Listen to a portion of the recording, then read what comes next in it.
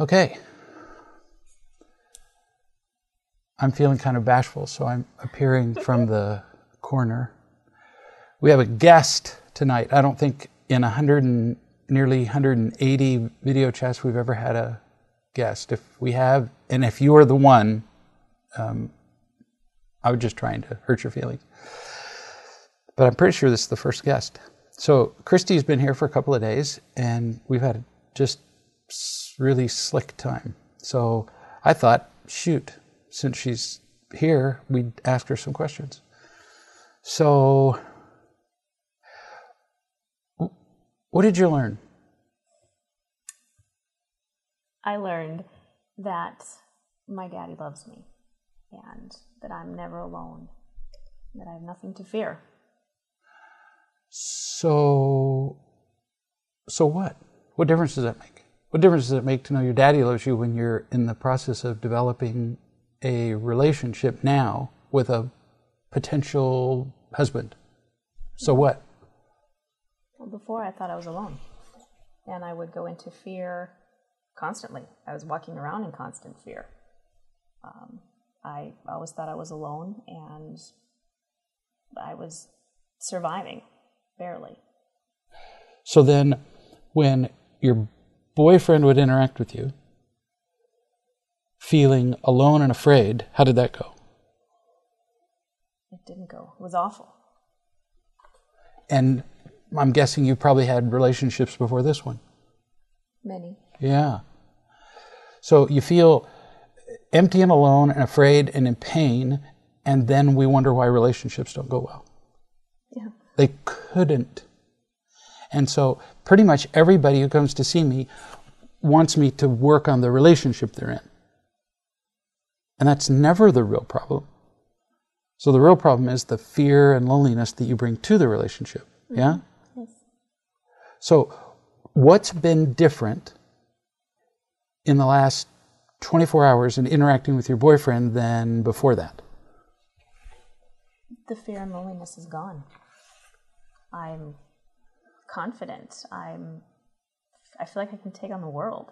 And it doesn't matter what he says or does. He can't hurt me. I've everything that I need, and I really have nothing to fear. It's like the hole was filled up. I had been living in a cave for my whole life, and I didn't really know any different.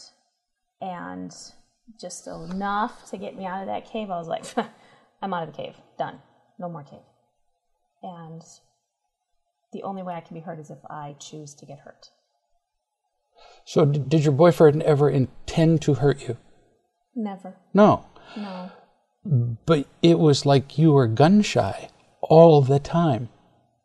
So you were always looking for him to hurt you. Make sense? Yeah. And then the conversations go pretty badly. Yeah.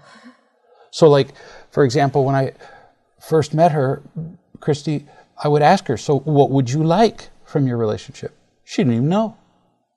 She couldn't even answer the question, because when you're in fear, all you can think of is, how do I protect myself? Yeah. And if you're protecting yourself, your chance of a relationship with him, 0. Nothing.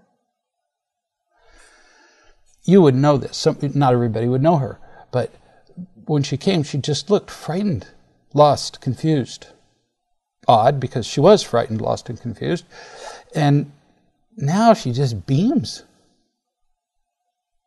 It's pretty cool to watch. And most of this happened in a few hours. Pretty cool, huh? It really was. Thanks, honey. Thanks for being a guest on our show. Oh, yeah.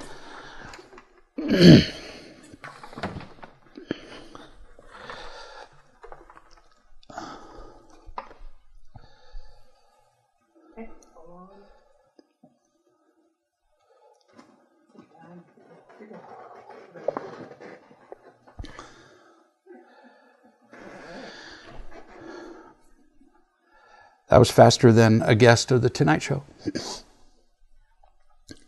You almost have to see somebody change like this to believe it. You do. she's confident. She feels invincible. We can't be happy. We can't have relationships with anybody while we're afraid.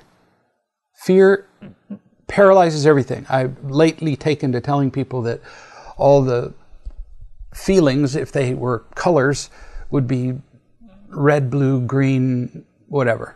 I don't know any of the fancy colors.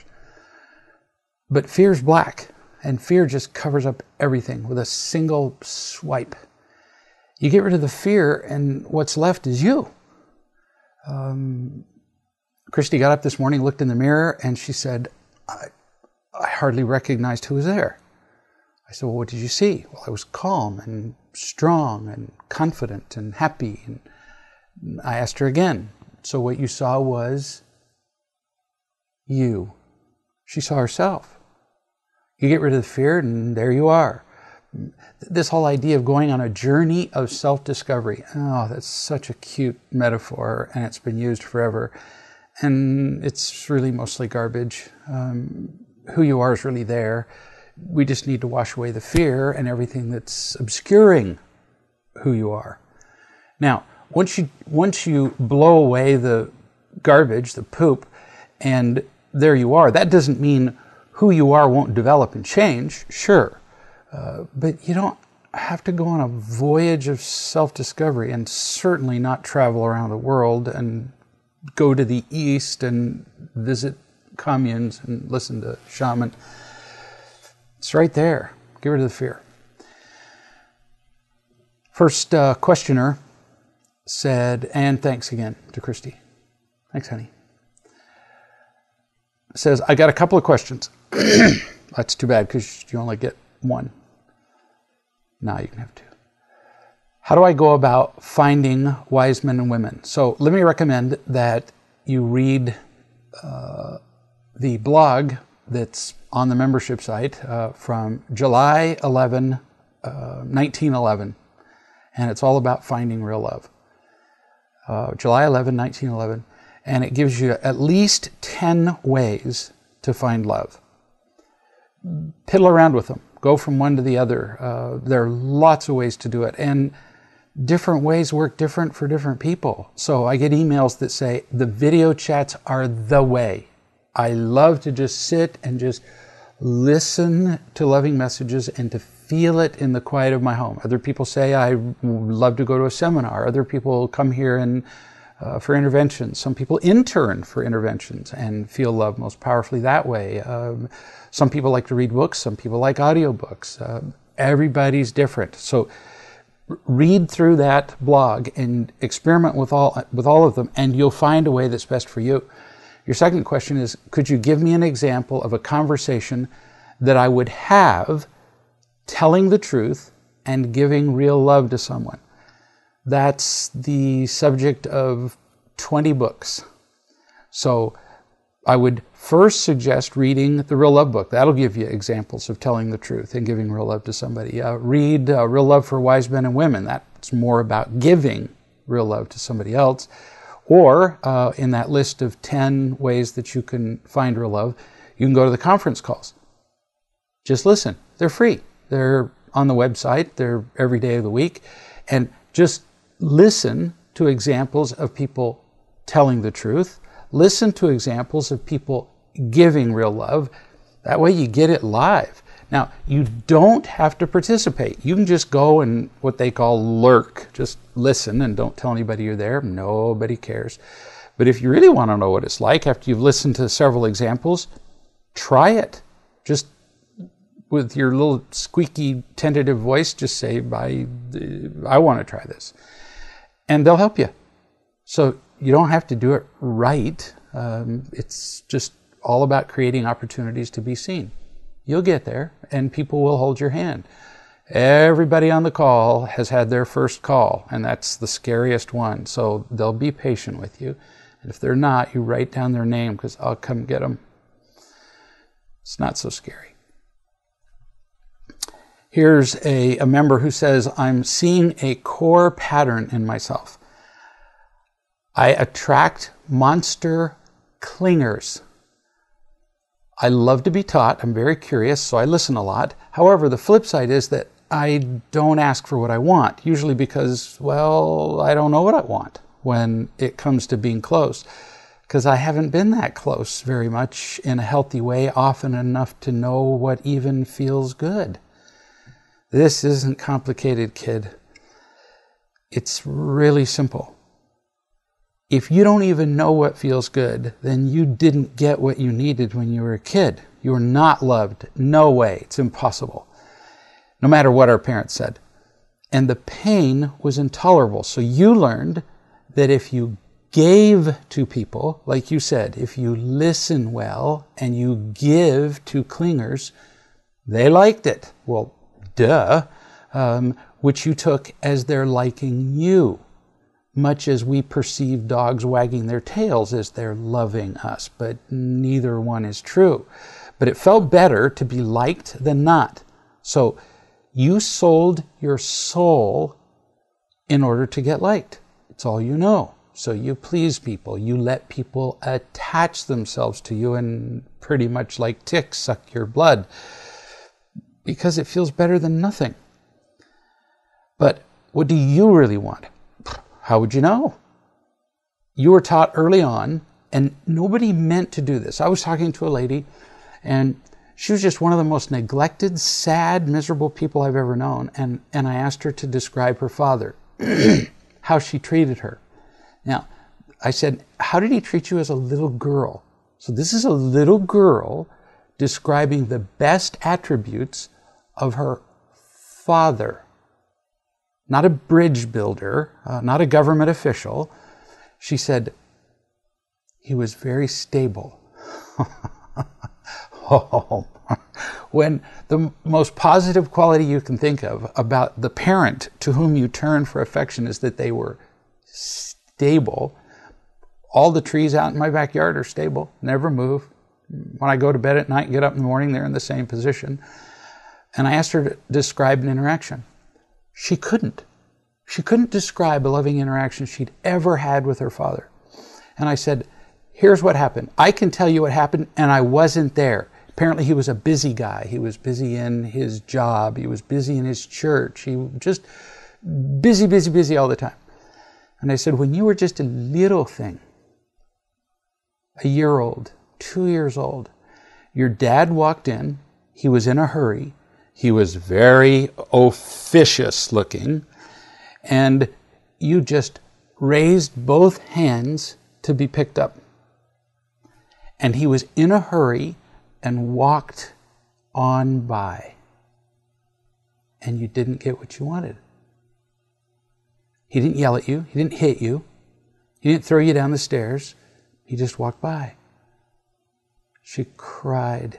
She said, he still does that.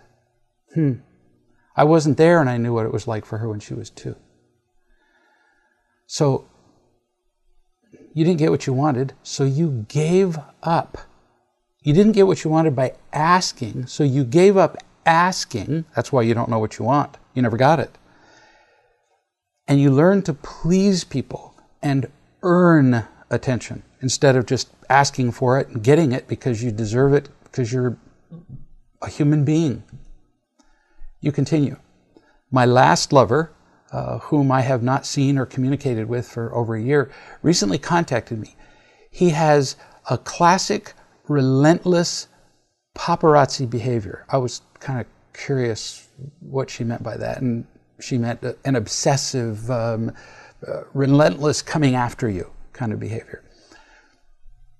You continue. I'm thinking, if I don't return the communication, then he should be able to get it, that I'm not interested anymore. I know what he wants. He wants to play. Yeah. He wants you as an entertainment companion. He just wants you to kind of be there to serve him at his whim, kind of like a bottle of beer. It's there when you want it and it's out of your way when it's not. Beer bottles never ask you for attention. He wants you there to validate him, have fun with him, like him, have sex with him. Well, gee, how convenient. Kind of like a blow-up doll. But he cannot love you, or you'd still be with him. And how you describe him, he can only use you, and it's consistent with your entire life. You continue. I get that his running behavior comes from emptiness. A year ago, I said to him, no, thank you, take care. I even lied. I said I was dating, and surprisingly, that worked. He left me alone. I made a decision to not show up for dating for a year or longer until I feel I can hold my peace in any relationship and figure out this clinging attraction that I have. So is this making sense to you now? You attract clingers because you're willing to give endlessly and be used. You're willing to be used. It's not something you do intentionally. But guys who are clingers and users, they can spot the usees from across the room. You don't need to speak. You don't need to do anything. People who are pleasers have an air about them. What can I do for you? You can tell that without even speaking. And after 30 seconds, they know that's who you are. People who attract clingers, people who are pleasers, tend to agree. They tend to say, oh, is there something I can do for you? Oh, for users, this is like heaven. You continue. I thought, well, I doubt that I'll attract that kind of mate again into my life, if I wait for a year before I date. But even in non-sexual relationships, though, I'm seeing this attraction. Of course, it's because it's who you are. It's that's really not quite accurate. It's not really who you are. It's how you behave when you're in pain. It's what you've learned to do. When you're in pain, you've learned to please people. So you would do that everywhere. You would do it in a sexual relationship. You would do it with other women. You'd do it everywhere. These are the women who, when there's a party, are always the ones who are cleaning up, washing the dishes, and preparing the food, which is okay as long as they're doing it for me. But you can see that that's all they know how to do. So unless something significant changes about you, you almost certainly will attract another such partner. You think, well, I'll just let time pass, and I'll get wiser. No, not with time. Time doesn't make anybody wiser. It's not enough to say that you won't do this again. Not even close. What will happen is another clinger will show up in slightly different clothing, maybe a different accent, and you'll be fooled. I see this every day. Somebody comes to me and they say, I've had 12 relationships in a row and they all treated me the same way. Why do you think that is? Because you were willing to be treated the same way. In fact, you volunteered to be treated that way. Because when you were 2 years old, you learned that that's how you got attention. So what has to happen? You have to find the real thing. You have to find people who will love you unconditionally. And I refer you again to that blog of 10 different ways you can find unconditional love. Only when you've had enough of the real thing will you not be fooled by the imitation stuff. It's the only way to do it. How many of us have said, I don't like the way my parents raised me, so I will not do that? Oh, really? So our intention is good. I won't make that mistake. But until you learn a better way, yeah, you will. You will make that mistake. Because when we're pressured, we don't tend to do what's right. We tend to do what we've learned. And this is what you learned. It's going to really take some experience and help from somebody else before you can quit it. Not even close to enough to say you'll stop doing it. You said, how can I see what I'm doing to do this so I can do something different? What can I say without being rude, like bugger off to the guy who's, the clinger? What loving response is there? None. When people cling and use, you don't respond in any way. I've learned over many, many years of experience that if somebody is clinging to you and trying to suck the life out of you and you pay them any attention at all, they take it as an invitation. Even if you say, no, go away, you just communicated with them. They're going, oh, she's in touch with me again. I've been there when clingers or users have gotten these texts and emails and they turn to the person next to them and go, see, she's still interested. I was watching a movie one day, and some guy was saying, what are my chances of, I can't remember, scoring with you, going out with you or whatever? And the woman went, how about like 1 in a million? And the guy said, so there's a chance then. And that's all it takes with these people. Give them any attention at all, and they take it as an invitation. New question.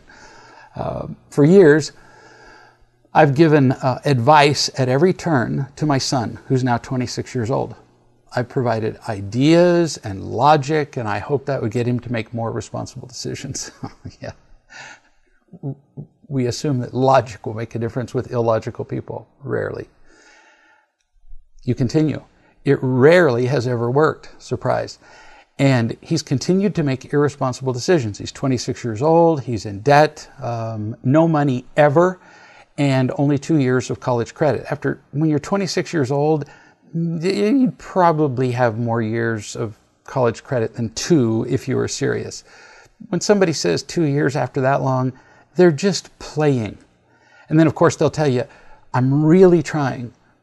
No, you're not. And they say it with absolute sincerity, almost a tear in the corner of their eye. I really mean it. No, your words mean absolutely nothing. 2 years and since you were 18 in 8 years? Oh, no, you're just goofing. For the past 6 years, you continue, I've stopped with the ideas and suggestions and have 80% stopped asking judgmental questions. Good for you. And you say, thanks for real love helping me to realize what an idiot I've been for many years. I've been able to shut up, listen, and be more loving. Yesterday, my son came to me to tell me about a summer job he's accepted in Alaska. I can already hear this. As a kayak tour guide. He was excited and asked me what I thought. And my first thought was, this is a trap. You're a very smart man. Yes. When people have made up their mind already, like you just said, he accepted the job. They don't really want our opinion. Even though they said, what do you think? Come on, watch their behavior. It's like somebody saying, I've fallen in love with this wonderful woman. What do you think? They don't want to know your opinion. They want to say, that's really great. I'm really happy for you. You continue. So I said, that sounds exciting. Good call. I wanted to start the obvious questions that I know he's not thought about, but I didn't. Yeah, like the questions that I can think of as a father or as a human being. Like, let's see, how many guys have I known who have gone on to be tour guides wherever? How much money do they come back with? None. They just don't pay them very well. And he's going to have to get transportation from where he lives in the middle of the country to Alaska and back, which is going to consume pretty much everything he makes. Then he'll work for peanuts, all guides do. So his summer's net income will be almost predictably nothing. Or negative. Living expenses in Alaska are astronomical, since I now know quite a few people that live in Alaska. I can't count how many kids do this. In fact, halfway through the summer, he's going to call you and say, I'm just having a little bit of a hard time making it to the next paycheck, and so I just need a little help, which is what he's been doing for the last 26 years old. 26 years. He's been playing you. He's been goofing. There's a big difference between playing and work. What he's doing is what's called looking like working. But unless you're paid, it's not work. It's called a vacation. I have 7 kids, and so I've seen kids work summers under really adverse conditions. 2 boys worked summers installing alarm systems. Oh, could you possibly get less romantic than kayaking in Alaska? And they're up in people's nasty, rat-infested, cockroach-ridden, hot, steaming attics and installing wiring. It was crap work. It was unglamorous. It was awful. And they came home with $30,000 each for the summer, for 2 or 3 summers each. No, unless you're making money, you don't really get to call it work. Not at that age. Now, eventually you get a career where maybe your work is just flat fun and you get paid. Great. But how many 26-year-olds are living their life's dream, and how many make a career out of kayak guiding. You continue. Keep in mind, this might sound like I'm ridiculing his dreams. It could sound like that. Kind of am. It's really not. It really is. It's just a dream. This is the kind of dream like when you ask a 3-year-old, what do you want to be when you get older? A fireman, a policeman. Well, you may, but at 3 and 4, they have no idea. And he still acts like he's 3 or 4. You continue. What might be a question is, should I really tell him what I think? Nah, I think we've kind of answered that. Nope. He doesn't really want your opinion. Next member. Last week, pretty sure it was last week, I answered a question from a member who talked about a relative who wouldn't talk to her. Can't remember the exact circumstances, and I don't remember exactly what I said, but just knowing me, I probably said something like, you can't have a relationship with somebody who doesn't want one. It's not possible. And so she wrote back again this week. She said, I didn't mind what you said, but how you said it, I felt degraded. You laughed at me, and that hurt. There is so much more to the story about my relative that I was talking about. I would guess that people have laughed at you a lot and ridiculed you probably all your life, which is really painful, like intolerably painful, which would make hearing even any kind of laughter or disagreement sound like ridicule to you. You'd be really sensitive to it. But honey, I ain't all the people you've known in your life. I'm really not. I wouldn't be here unless I was interested in helping you to see things differently and in loving you, so that you can have both the information and the love you need to choose differently. Different information, different capacity. Sometimes I laugh. Why would I do that? Our whole purpose in life is to be happy. That's it. Everything else is second. So if we're not happy and we keep behaving in ways that keep us unhappy, that's pretty crazy. One of my favorite stories of all time is the guy who gets the new chainsaw, and he goes out, and because previously he'd used a handsaw. And so he gets a new chainsaw and he goes out and he cuts down a couple of trees, and he's exhausted after a couple of trees. So he takes it to the store and he said, this thing doesn't work any better than my old saw did. So the guy in the store, the hardware store, said, well, let's see what's wrong with it. And so they go out and back, and he pulls on the ripcord, that starts the motor, and the chainsaw makes that unmistakable noise. Sounds a lot like a motorcycle, actually. And the guy said, what's that noise? Now, we hear a story like that, and we laugh. I almost fell off the chair the first time I heard that story. That the guy would not have thought to read the manual and actually use the motor, the engine that goes along with the chainsaw. Because it's funny. Because it's so surprising. It's so incongruous. It's so opposite of what you'd expect a guy to do. In fact, much of humor is based on irony. It's what we don't expect. It's what looks ridiculous. We laugh. Everybody in the room would laugh. It is a joke. It's not a tragic story. It's a joke. But it wasn't funny to him, if indeed that really happened. It wouldn't be funny to the guy who, if anybody's ever run a chainsaw, take a 25-pound chainsaw out there and try to cut a tree down without turning on the engine. After 2 trees, you would not be laughing. But we still think it's funny because we know there's a way better way, and he was just that far from having it. So it looks pretty funny. Same with all of us. Once we know better, the old miserable ways look stupid. The old ways of behaving, being angry, manipulating people, lying, attacking, acting like victims, they all look really kind of dumb. We just got through talking to Christy, and the way she sees everything is different. She was afraid all the time and alone. She said 95% of the time I would walk around mumbling to myself because I didn't know what to do. I didn't know what to do or say next. That's pretty lost. And now she looks back at the misery in her life, the stupid things she was doing that didn't make her happy, and she bursts into laughter. She says, they look pretty silly now. They weren't really funny to her at the time. And that's what I'm laughing at, is how ridiculously we behave. I get up in front of audiences of thousands of people and I just tell stories about people's lives, and the audience just howls and they say, you're so funny. And I'm going, I'm just describing you. I'm describing me. We all do this stuff. It's hysterical. Later, you finished. I really do want to learn how to love people with real love. Sounds like a wonderful way to live life. Thanks for lessoning. Lesson, which I was unaware till today was a verb. Another example of me making fun of things. And you can learn this wonderful way to live.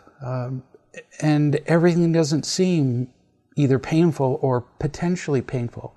You start to be able to look at your own behaviors and your pain and go, I don't have to do that anymore. It's really very cool. And I understand why your feelings were hurt. But now you understand better. Here's a member who says, the Real Love organization is compromised by charging money, violating its own first principle. If we're going to say coaches need to be paid for their time and expertise, then why shouldn't parents be paid for their time raising children? Why shouldn't friends be paid for their time and expertise spending time with their friend? When your first step, and this last sentence is spoken like this with a pointing finger. When your first step is off kilter, the rest follows. Actually, a reasonable question. The tone is a little nasty, but we can live through that. Let's look at some of these premises. So the last one first. If real love coaches are paid, some of them, very few are, why shouldn't parents be paid? Well, let's see if it's a comparable relationship. Who chose the parent-child relationship? The parent did, knowing that he or she would not be paid. So the parent is responsible to provide free loving and teaching, although, frankly, ask any parent who's tired to death at the end of the day teaching 4 children whether it's free. Feels like it's pretty costly and burdensome to many parents. In real love coaching relationships, the person who's being coached asks the coach for loving and teaching and accepts the arrangement in the few cases where there is payment. So no comparison at all between real love coaching and parenting. How about friends? Your friends choose to have a relationship with you, unless, of course, you have friends who are chained to you, and they choose it knowing that it's going to be not a paid relationship. If there's a real love coaching relationship that's paid, one person asks another for loving and teaching, and again, accepts the arrangement, knowing that there will be payment. So coaching isn't like parenting or friendship in really important ways. So why would you pay a coach? Quoting again, the Real Love organization is compromised by charging money, violating its own first principle. Do you think I wouldn't offer all my services for free if I could? Actually, I can answer that question because I have. Hang on a second. I'm getting an error message. Who knows why? Would I not offer my service for free if that were possible? It's not a theoretical question. I did. For 10 years, I didn't charge. And so charging and unconditional loving are not opposed concepts because I've done it both ways. I get it. I get what you're opposing to, but we run into realities that are undeniable. What's the reality? The prime reality is time. You have any idea what it takes to become a coach? Most people don't. I did it for nothing for 10 years, following the ideal that the writer stated here, and went bankrupt in the process. Not like ran out of money, sort of. No, bankrupt. Nobody ever wrote and said, really want to thank you for going bankrupt. Nor did anybody write during those 10 years and say, thank you for doing this for nothing. So that I could become adept enough at this to help people at the level I do. And yet that was necessary. I had to do this to learn. I don't mind. I don't need to be thanked for doing this. I've entered into this voluntarily. But it's pretty presumptuous for somebody to criticize any coach for charging before they know what it takes. Again, I don't mind.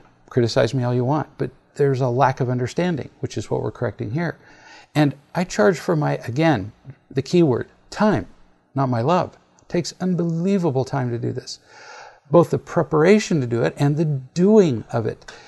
If people didn't charge for certain levels of coaching, they couldn't afford the training that it takes to get prepared. They couldn't afford to be out of a job. They couldn't afford to keep offering the coaching.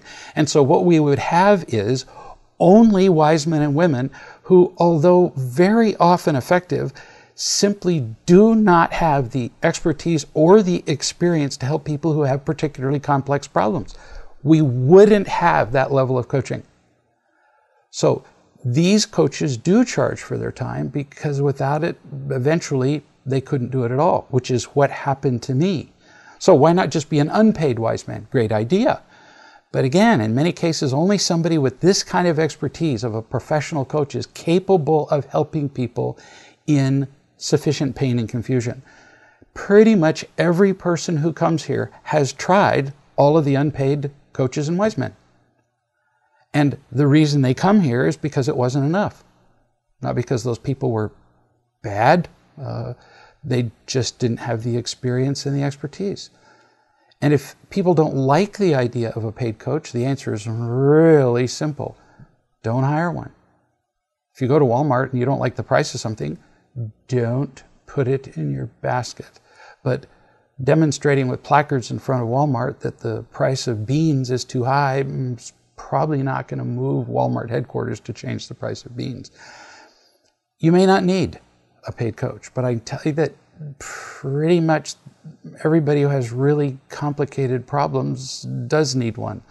By the time I see people here, they've usually tried everything. Professional psychologists, endless books, the real love books, the conference calls, the wise men and women, the real love groups and everything, and it's just not been enough. So if you read that blog that I was talking about, it describes 10 different ways to get real love. The last one is people who pay, people whom you pay. There are 8 or 9 others that are free. If you have a cold, I recommend aspirin and bed rest. If you have a boil, hot soaks, pretty much free. You break a leg, I'd be doing you a disservice to recommend aspirin. You really kind of need to see a doctor, and the doctor will charge you because it took forever to become one. You have a heart attack, you need to go to the hospital, and now that's going to cost you some major bucks. I just recently had both knees replaced. I chose not to go to my neighbor who has a perfectly functional chainsaw and ask him to replace my knees because, by the way, he'd had his knees replaced. I wasn't looking for an amateur. I wanted somebody who was really experienced at doing it. And the charges were unbelievable. Was I offended at the charges? Nope. I was willing to pay for it because I kind of valued walking on knees that work. I valued the training and the skill needed. But you know, even though they charged me tons, I really noticed that they were nonetheless quite a few people, nurses and others, who were just flat, genuinely nice to me. They didn't charge me for their concern. They didn't charge me for loving me.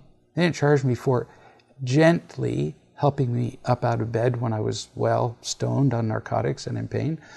They just charged me for the time and expertise, just like real love coaches do. There was, here's a member who writes, let me get this straight, because sometimes people are quoting other people. She wrote and said, the more I learn about real love, the more I'm cracked up by how funny we all are. Interesting that she would bring this up because we were just talking about how sometimes I laugh out loud when people describe their situations. Not laughing at them, laughing because we're all hysterical. She continues, you talked about the man who was 4 minutes late. I think that was on the first video Chat174 or something. And she says, I laughed out loud because you did the same thing to me. This is another great answer to the lady who asked the question at the top of this hour. She said, I laughed because now it's hilarious for me to look back and see how ridiculous I was to argue with you about 3 or 4 minutes late. And now I think it's funny because if you didn't respond within 4 minutes, I'd go, well, I was late. But our behavior is funny in retrospect. She says, now, let me provide you with a little comedy of my own. I got a call from my dear ex-husband, Carl. He lives about an hour away. He rang and he said, have you seen Daniel lately? Now, I'm reading this as the lady sent it to me. Daniel's our son who lives in a small apartment attached to Carl's house. I said, nope. Carl said, he never came home last night. I said, he's 23. He'll come home eventually, or you'll get a call from the police or the hospital. Carl said, he won't answer his phone. He should know better. He never answers his phone. I'm thinking, this is the woman, I'm thinking, well, if he never answers his phone, then it wouldn't be that surprising, right? But I actually said, well, he'll be home. I'm loving this, says the woman, because in the past, I would have gotten all caught up in the drama. I would have defended Daniel. This conversation would have gone on for an hour, and I am not biting. Carl says, well, he should have been home. This is the last time I'm lending him my van to take his girlfriend home. I said, so it's really your van you're looking for, not Daniel. Carl said, well, he should have known I wanted the van, and he cursed several times. He said, there's something wrong with that kid. He hasn't changed one bit. He still runs up the electrical bill in that apartment, and I needed the stuff in the van, and blah, blah, blah, blah. And all I could think was that I was glad that I wasn't in this particular circus. And what did Carl expect me to do about it, living an hour away? Did he think I killed our son, buried him in the backyard, and sold the van? But I didn't say all that. I said, did you tell him you needed the van this morning? Carl said, no, but I assumed he'd know that. She continues, I'm not sure why I'm not sure why he thought he could teach Carl anything at all since he'd failed in the 20 years that we were married. But I said out loud, well, as you know with Daniel, you can't assume. You need to tell him straight up what you want and tell him what the consequences will be if he breaks the agreement, like no more use of the van or decide not to loan it to him, but stick to the decision. I briefly lost my head and thought I could teach Carl something. Carl responded and said, do you know he lost his job? He got fired for fighting. When is he going to learn? I said, no, I didn't know that. I guess someday he'll learn that fighting leads to being fired, especially when it turns out that he hit his boss. Mind you, I'm just rolling on the floor laughing. Again, addressing the concept of laughing at our behaviors. These are hysterical. And yet the other side of it is what? Pain. But our unnecessary pain really is nutty. It's hysterical. And do you hear how cool she's being? No drama, no victimhood. She's not arguing with her ex-husband. She went insane a couple of times and actually tried to teach him something, but she gave up that quick enough. Carl says, when is he ever going to learn? I've had enough of him. Do you have any room for him over there? She says, nope. See, she'd already learned something from Daniel. She's learned that he's irresponsible and that after 23 years, she didn't want to keep changing his diapers. Carl said, I had an electricity bill of $550 this month. He came in and stole my electric heater and took it into his place. So I said, well, change the locks and throw him out. We've talked about this before. Carl's not listening to a thing and says, I'm going to burst a blood vessel. She adds to me, not to Carl. Not so long ago, I would have tried to fix things. I would have defended Daniel. I would have tried to find him a way to get home. And now I just find it hysterical. Daniel's learned to manipulate his father like a puppet. And as long as Carl's willing to put up with it, he deserves to. Life is good. And she ends laughing. This is an example of peacefulness. Really. She's laughing. She's not laughing at Carl. She's laughing to herself. She's not making fun of him to his face. The storm rages around you. You just stay inside. Most people believe that when there's a hurricane, they can actually go outside and argue with the wind. It doesn't work. Lisa and Jeremy had studied real love for a year or so. They hired a coach. She called me to say that she was frustrated, that she and the kids were learning and he was not learning so much. I said, because I knew him, I said, he just can't.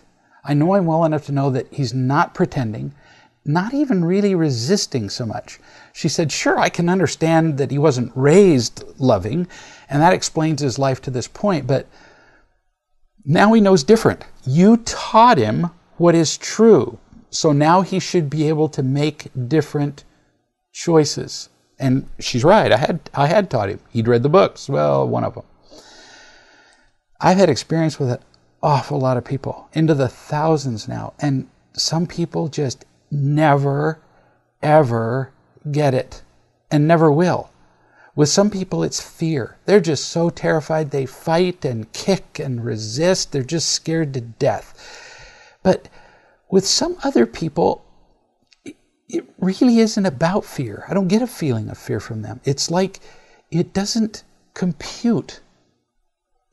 The idea, the concept of unconditional loving, the concept of being emotionally vulnerable, doesn't even land on a page anywhere. You throw it up on the shelf, there ain't no shelf. It makes no sense. Why? Let me give you an example. I've written millions of words and done a lot of proofreading.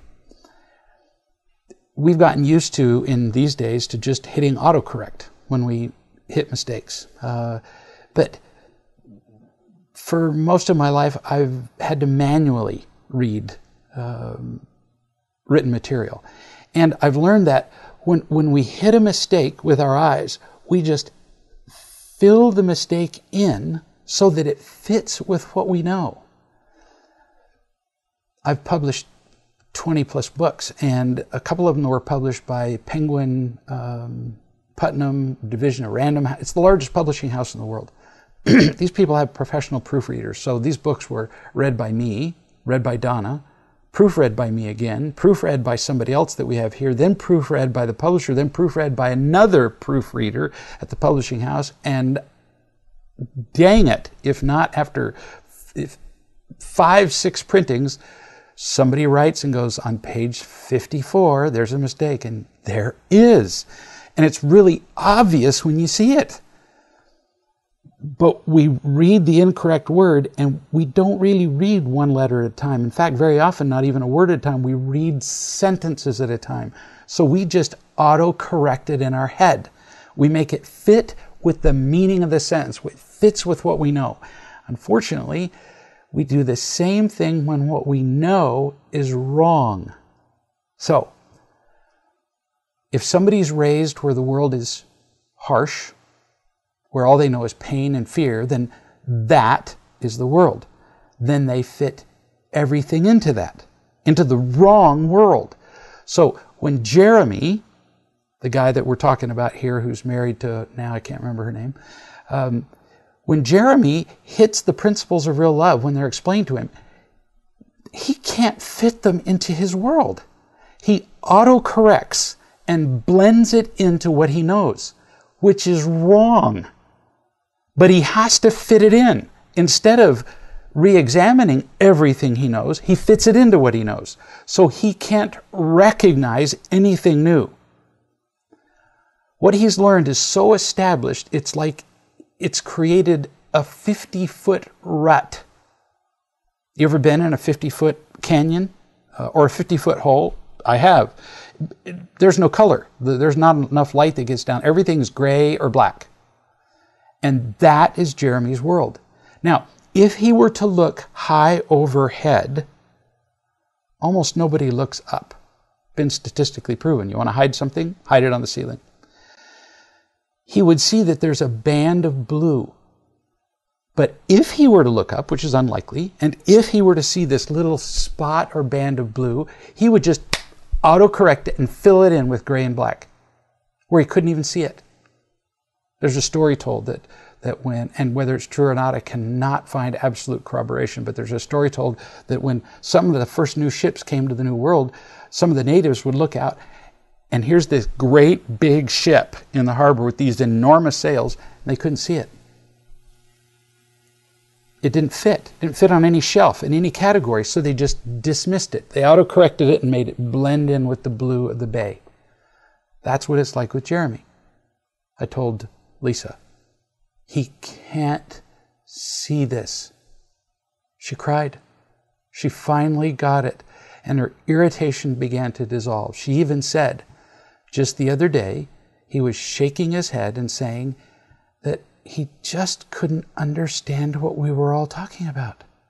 He looked completely lost. We need to be more compassionate with everybody. We need to realize that love for many people is an entirely foreign language.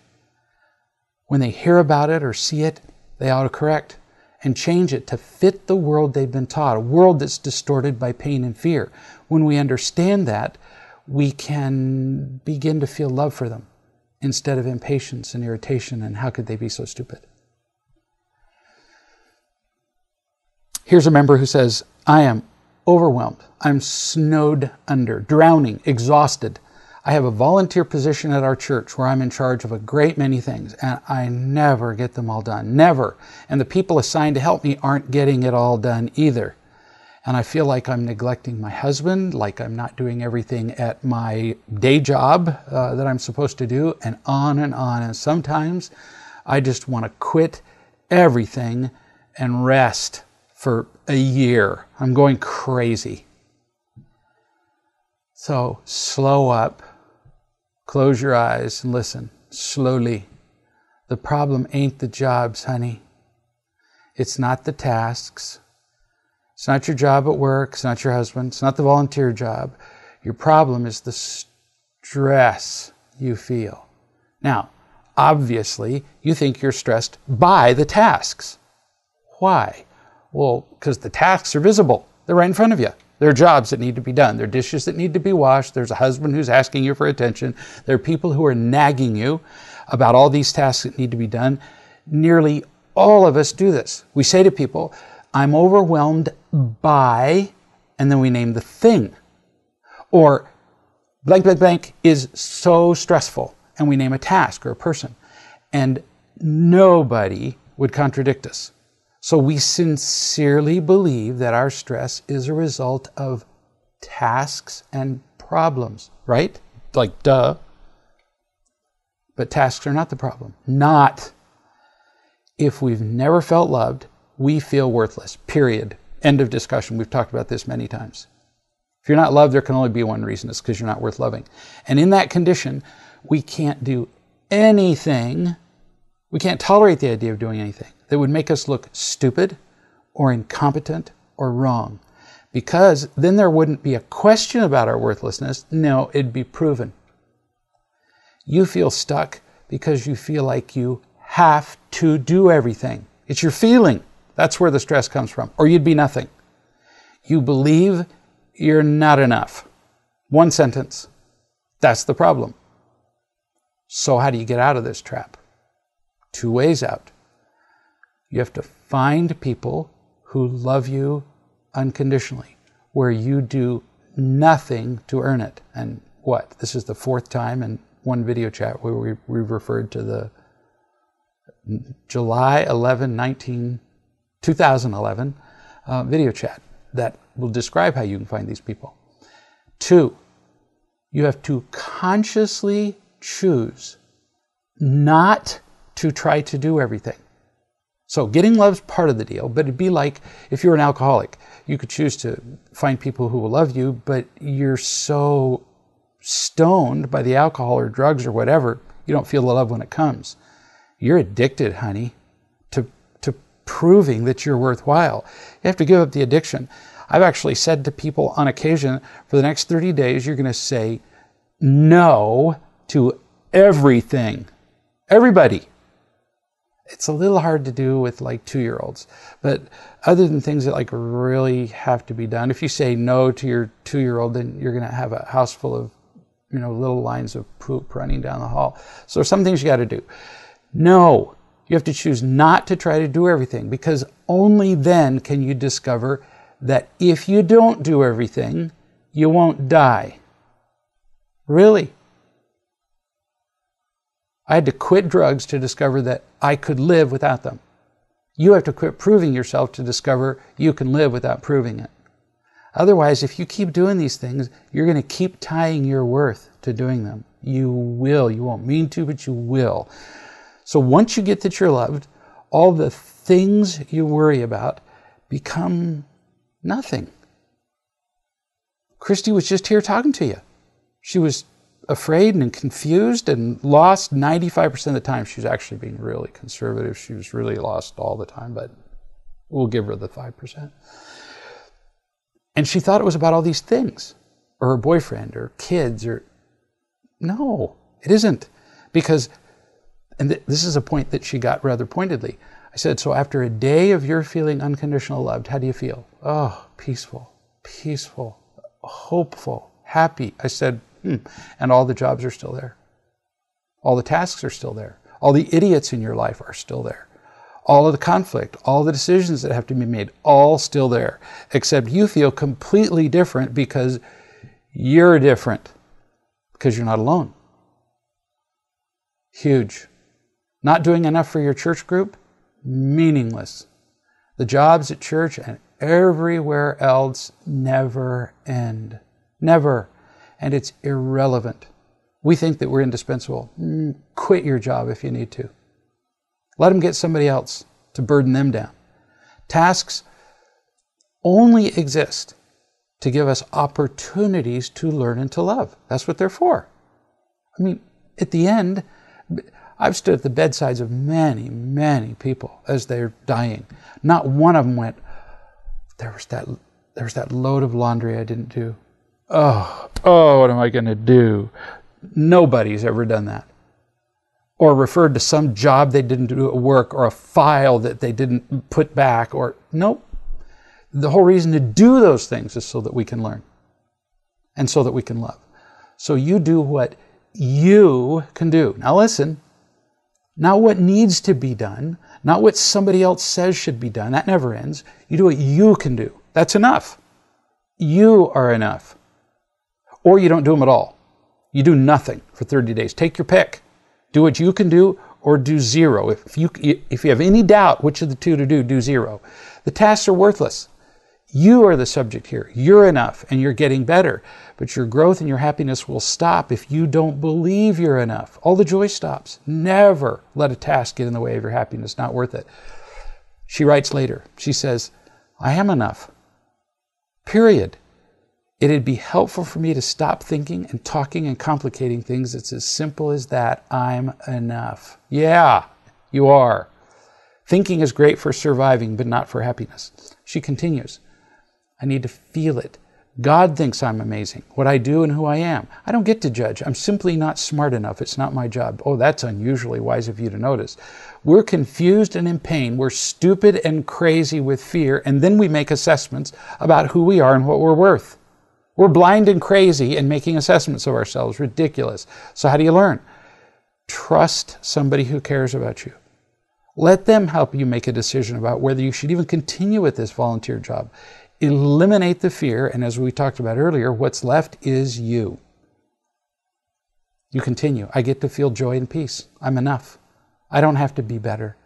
I'm a daughter of God, and He knows and loves me for who I am. You love me.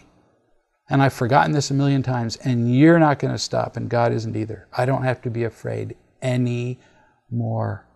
She wrote the next day, the less I think, the less I analyze, the less I talk, the less it's all about me, and the more available I am to be happy and loving. I don't have to figure everything out. Just trust and make the next one choice that will lead to happiness. I really get to. Heck with all that stuff that needs to be done. It'll get done bit, by me or by somebody else. I need to focus on the next single loving choice. It's really simple. And it really is. So she's brilliant. And we've had a lot of really great questions. But remember again, don't get stuck in the words. Don't get stuck in the answers. What matters most is how you feel. I love you. There are other people in your life that love you. even if you haven't realized it yet. Feel that. And we'll see you next week.